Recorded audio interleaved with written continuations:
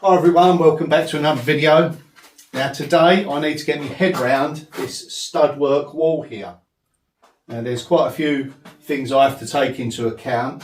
We've got some pipe work that needs to go upstairs eventually for all the plumbing. We've got cabling, lots of other things to consider as we design. Now the challenge for me is I haven't got long enough materials to do it in one go, so I've got to have a search around.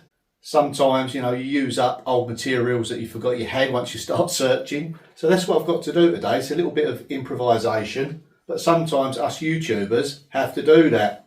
And today is one of those videos. So I'm going to have a little search around, get the materials together and start planning this wall out. This is where the water mains enters the building. So we will need a feed from this point up through that side and then concealed into the stud work to upstairs, where there'll be another manifold for the hot water tank. I will also need to bring hot and cold water feeds behind the sink that's going here. Then we've got a little mini ledge here that will be tiled up to that point, and it sets back, and then this is our base rail, and then we need a header, a top plate to pick up across there. What I'm going to have to do, I think, is replace this one for the base and lift that up to the head, and then use some offcuts in this section. Also may have to use some metalwork in this area. Something like this. This is the base rail and the verticals come out of this. So this will probably have to be incorporated as well. I'm going to get all the materials together, see what I'm dealing with. I really do need to get this wall up. We've got some offcuts here, which could get us out of trouble. I like to use sometimes a combination of metal and wood. With this you can really gain some strength in a wall. And then once you double it up with the metal work, it really can keep the cost down. Now when you're on a tight budget, you have to consider these factors. So the length of that is probably double the cost of the length of that. Now, obviously, there's times and places where either one of them are not suitable. Yeah, that has to be factored in. But for this particular instance, we can use both, and I'll show you how. And of course, you need to work safely, so a good platform is essential. That should do it.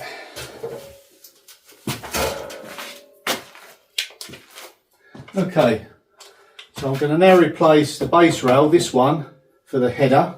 More than long enough, give us a little bit of offcut as well that we can use somewhere else. But then I'll have to replace it, so yeah, that's the next challenge.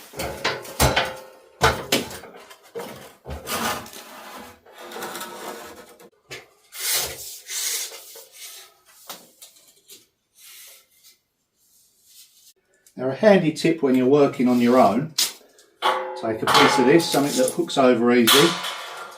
Keep your tape on that end. Now you can sort of gain at least another metre. So once I'm up there, just hook it onto that end. We'll hold it down there and then I can just go like that. Hook it up. Hold it at that end.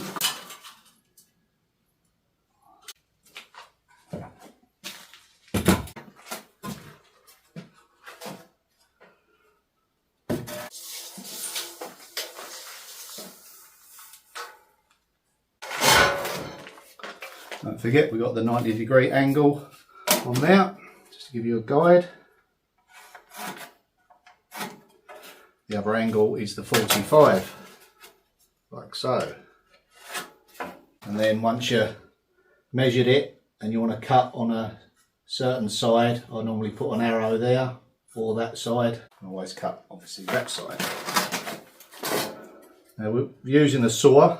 I normally put my thumb running up against there so it doesn't bounce across. Very slowly, no force or effort. Put it on the line and then just draw it back. Do that a couple of times till you maintain a groove, and then just slowly work your way back through the line. Never put excess force on it because it will jump over. Now just take your time, let the saw teeth do the work. If it's not, then you need to replace your saw or get the teeth sharpened.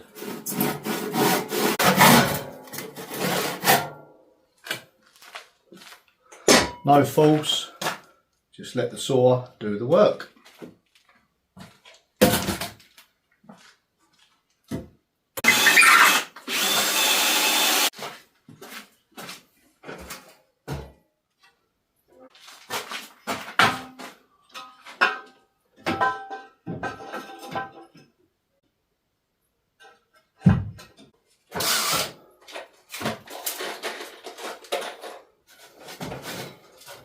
I'm going to need an extra pair of hands. Till they arrive, use one of these.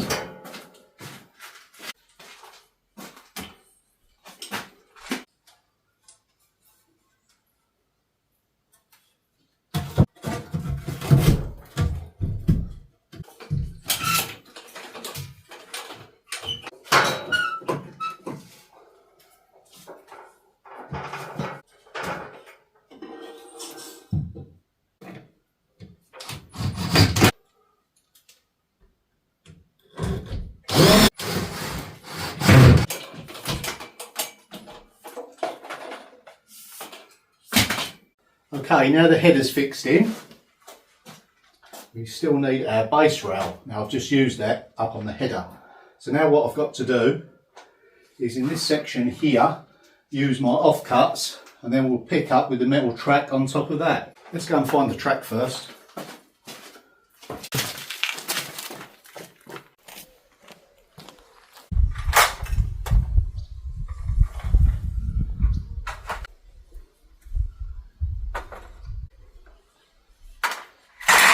Looks like I found enough.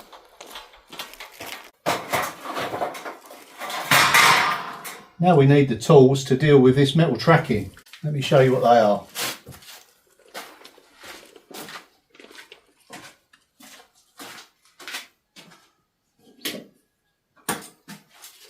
They're these.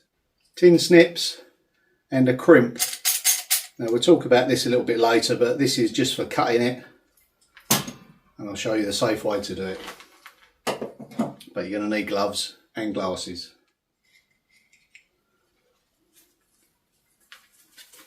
Okay, before I show you how to do that, I've got to fix the base rail for that to attach to. I'm going to put an angled bracket on there, but just for now I'm just going to spike it. Now because I'm using timbers that I wasn't going to use on this particular project, I've used elsewhere, shuttering, and they've twisted a little bit, so I've had to work a little bit extra harder, but it can still be used. Clamps and screws. We'll just move down to the other end now. We're going to need to get a big clamp on it, a pre-drill, and then some nice fixings. So as you can see here, there's a gap. We need to clamp that down and get some good fixings in from the top. Should be adequate.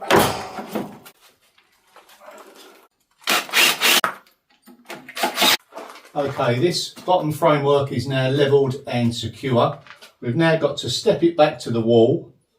What we're going to do is use these offcuts. We've got one going that side. So as you can see, we've got a gap there, but that's not an issue. Our base rail goes on next.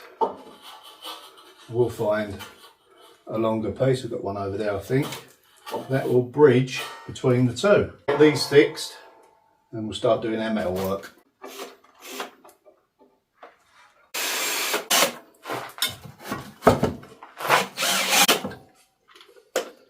Now this is something that I've used on a previous job, but I may be able to utilise it in what I'm doing here. I never chuck nothing away, as you know. All these materials are resources after all.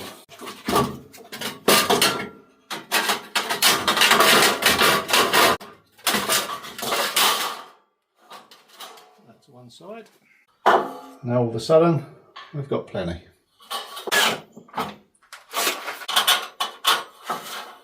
Just pop a cut there and one directly the other side and just work it backwards and forwards like that. You can measure it.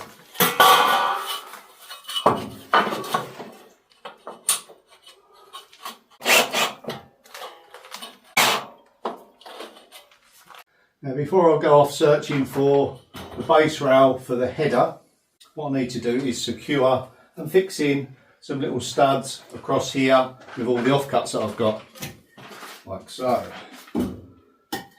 It does kind of utilise all the stuff that I've got as well, which is always a bonus, and it tidies it up at the same time.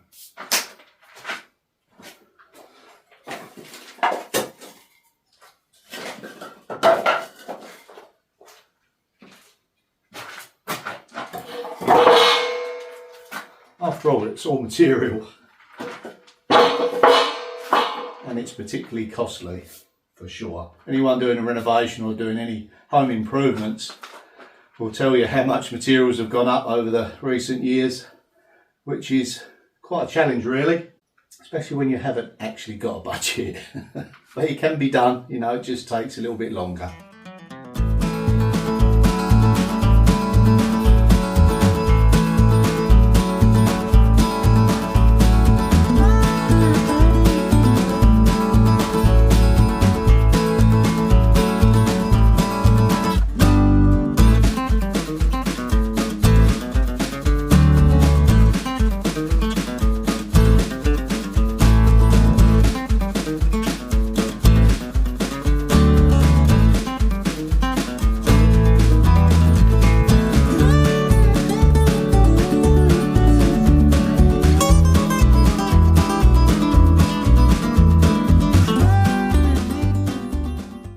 So when it comes to finishing off this lower level, what I'm going to do is put like a baseboard on there, maybe an OSB, and then we're going to tile onto the front of that like so. There'll probably be a little return ledge here, maybe we'll overhang, or just be finished flush nicely with the two sinks. So I'll probably tile up to there, need another square through there. These just simply cut off, they've got like a backing material on them, so they may go across the back here, leaving it flexible at the moment. But when it comes to the top section, obviously it's not going to be tiled, so I'm going to use some wooden planking. Let me show you what I plan to use. Now it's this planking here.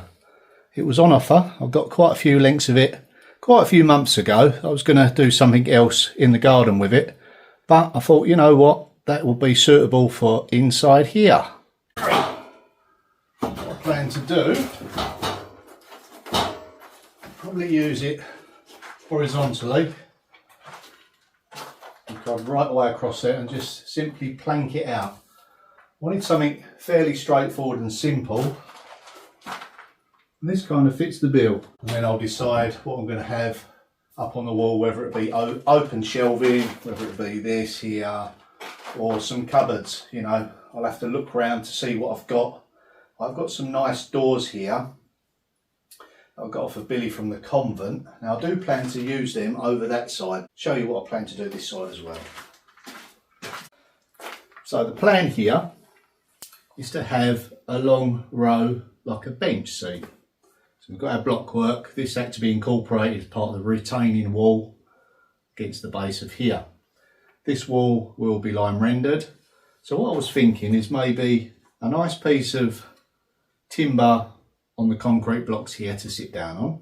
And then behind that, kind of raked back at a bit of an angle, I was thinking about using the top of the doors that are damaged. Now, some of them I'm going to utilise in rooms, in my cottage and in here. But those that are damaged, I'm going to upcycle them and put a row of them across here.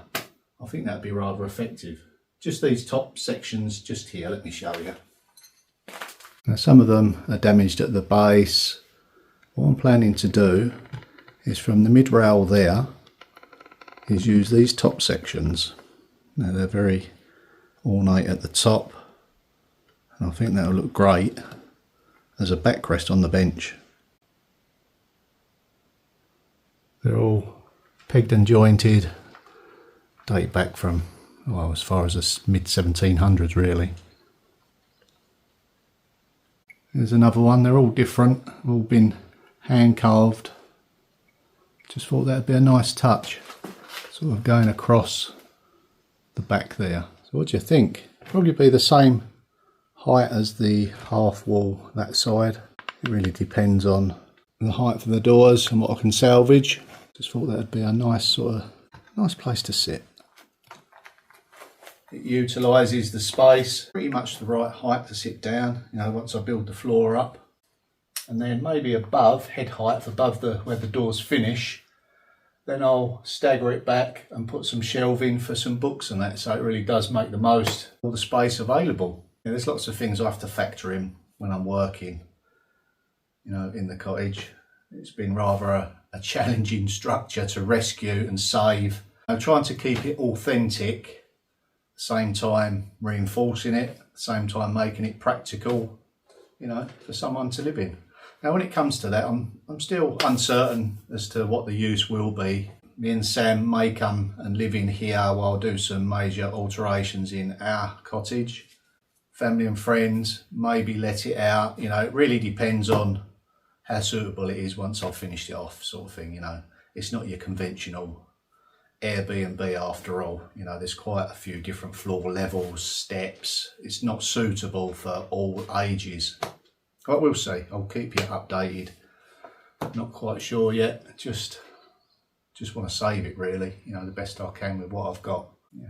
So don't forget to like and subscribe. Help me save this lovely cottage. We can do it together. We're almost there with it. A few big buys to go yet, but yeah, it's not going to fall down, which is always a good thing. Right, let's get on with it.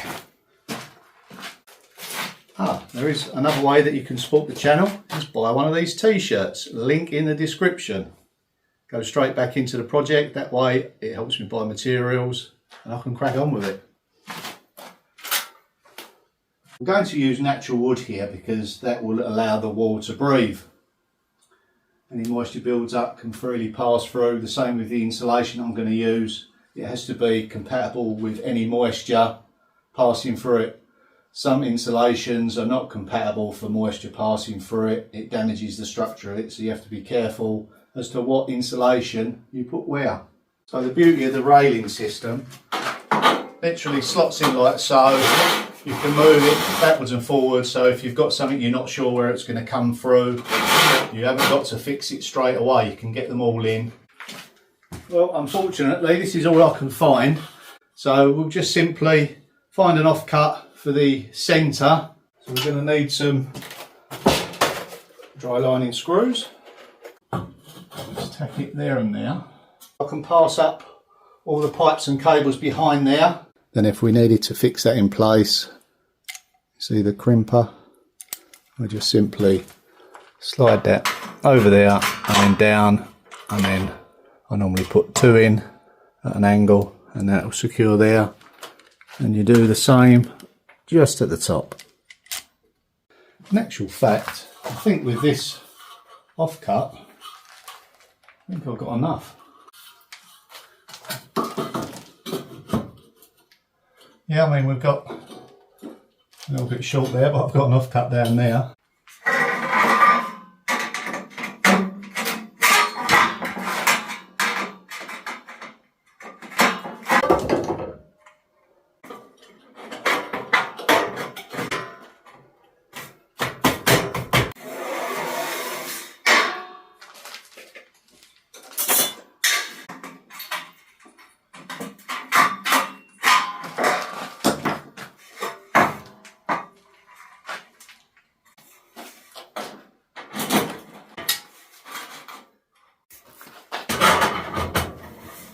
So we've got some tricky shapes and angles there, but that's where this stuff really does come into its own.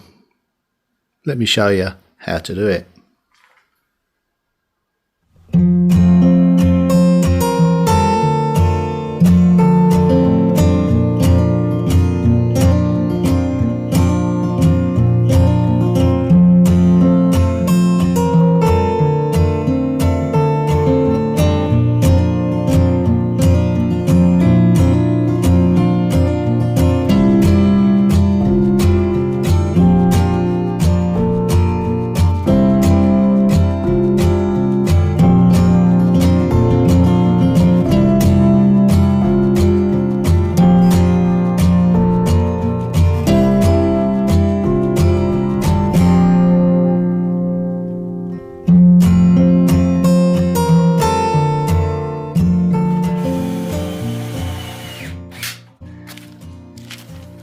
And don't forget, before you go tearing down to the DIY store, check your own stores. You might surprise yourself and have enough to finish the job.